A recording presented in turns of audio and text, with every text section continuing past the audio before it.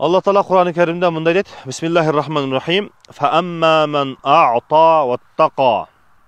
Kimde kim sadaka kılıp, жақшылық kılıp, Allah Taala'dan takvalık kılgan bolsa deydi. Natijası ne olur? Fasanuyassiruhu lil yusra. Urmatlı bir tuğan, жашооңузда, үй бүлөңүздө кыйынчылык, оору, кандайдыр бир мүшкүл болуп жатабы? Алла Таалам Кур'ан-ы Керимде айткандай, берешендик кыл. Бул берешендик бир эле акча менен эмес, балким бир адамдын көңүлүн көтөр.